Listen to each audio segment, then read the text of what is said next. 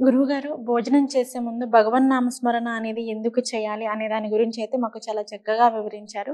అలాగే ఏంటంటే చాలామంది భోజనం చేసిన తర్వాత చెయ్యి అనేది కంచంలోనే కడుక్కుంటారు. సో, అలా కడుక్కోవడం వల్ల ఏం జరుగుతుంది అంటారు? మామూలుగా భోజనం హ్మ్. చేస్తున్నప్పుడమ్మా, భోజనం చేసిన తరువాత మనము చెయ్యి కడుక్కోవటం అనేటువంటిది పక్కకు వెళ్ళి వేరే చోట కడుక్కోవటం అనేటువంటిది సాంప్రదాయం. అవును. ఇది తినేటువంటి కంచం. మనం తింటాం. అవును. ఈ తిన్న తర్వాత ఏమవుతుంది అంటే, తినే ముందు తింటున్నంతసేపు మనం ఆరోగ్యవంతంగా మనం చేసుకునేటువంటి ఇది బాగుంటుంది.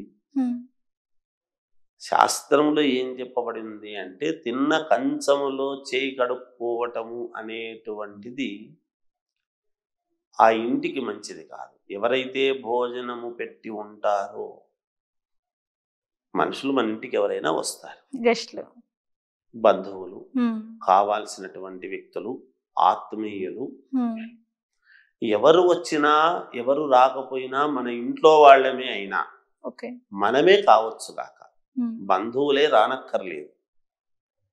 మనము తింటూ ఉన్నప్పుడు భోజనము అంతా అయిన తరువాత ఆ చెయ్యి కడుక్కోవటము అనేటువంటిది, పక్కకు లేచిపోయి కడుక్కోవటం అనేటువంటిది విధానం. అది శ్రేయోదాయకం అన్నాడు. ఇంటికి మంచిది, మన ఇంటికే మంచిది, మనకు మంచిది, మన కుటుంబానికి మంచిది, మన పిల్లలకు మంచిది.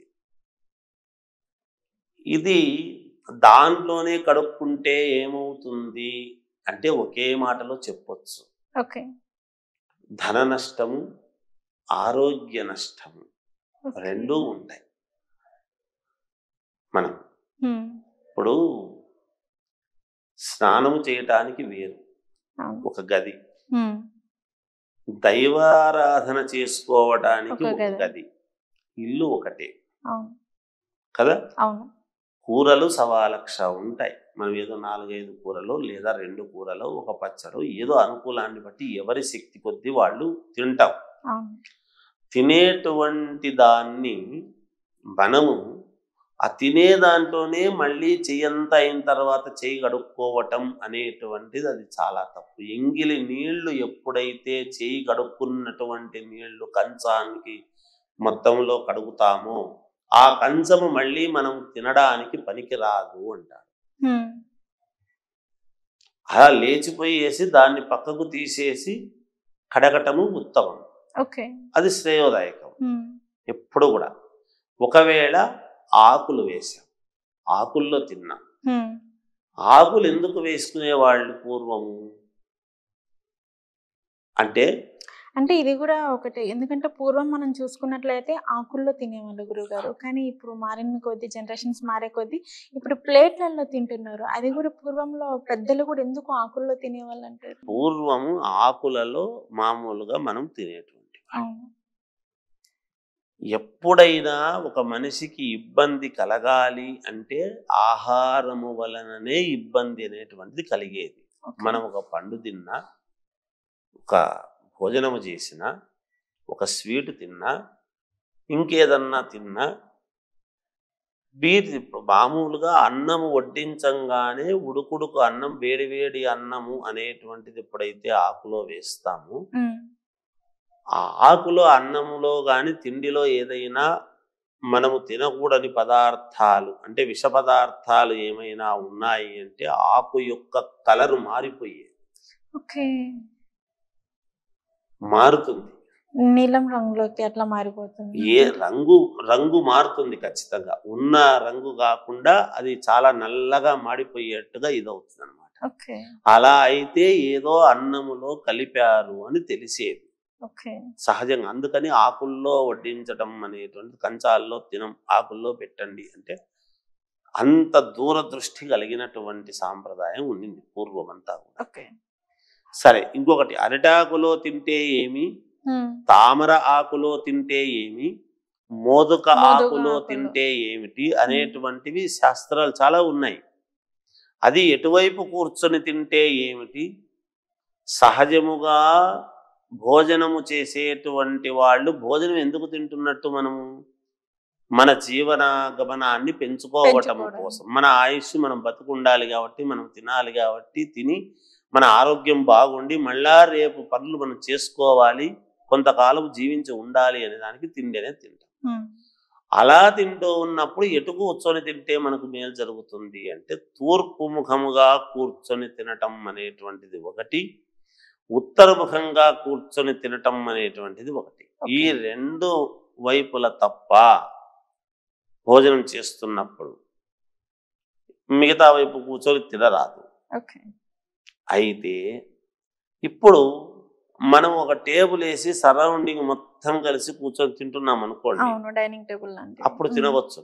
ఎందుకంటే మనం తినేటువంటి వాళ్ళకి ఇంకొక తినేటువంటి వాళ్ళే ఎదురుగా ఉన్నారు కదా,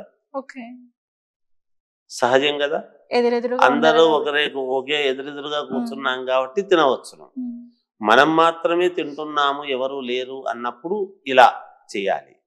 అలాగే ఇంట్లో మనము తిండి తిన్న తర్వాత కొంతమంది ఆకులు మడుస్తూ ఉంటారు, అలా మడవరాదు, అది చాలా తప్పు, పెద్ద తప్పు. వదిలేయాలి, అలాగే వదిలేసేయాలి. మడిచేటువంటి సన్నివేశం వేరు, అది చెడు కార్యక్రమాలకు మడచడం అనేది జరుగుతుంది.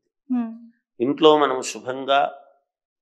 శుభకార్యాలకు వెళ్ళినప్పుడు ఆకుల్లో పెట్టడం సహజం, కొంతమంది ఆకులు మడుస్తారు.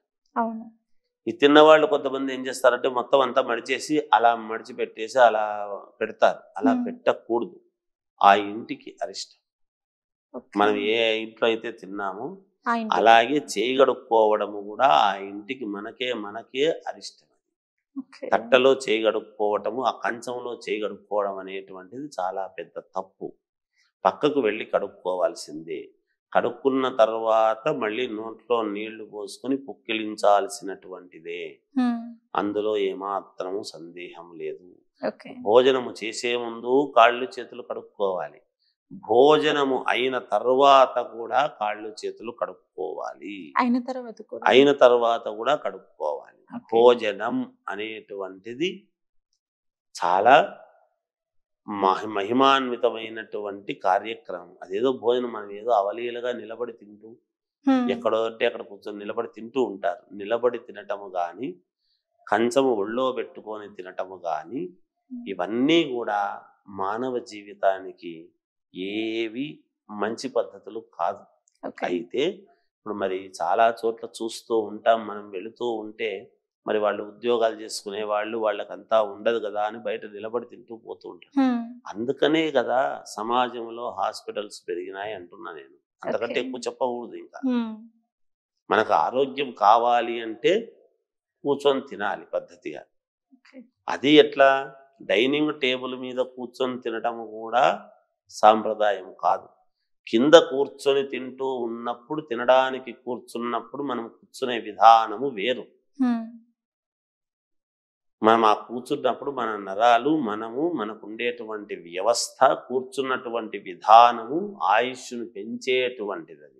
అది ఈశ్వరావుని ఇలా వంగిపోయి టేబుల్ మీద పడి ఇలా ఒక చెయ్యి అడ్డం పెట్టుకొని ఇలా ఏదో తింటూ, అందుకనే అవన్నీ ఆరోగ్యవంతుల యొక్క లక్షణాలు కాదు. ప్రతి చిన్నది తెలియకనే పొరపాటు చేస్తామమ్మా.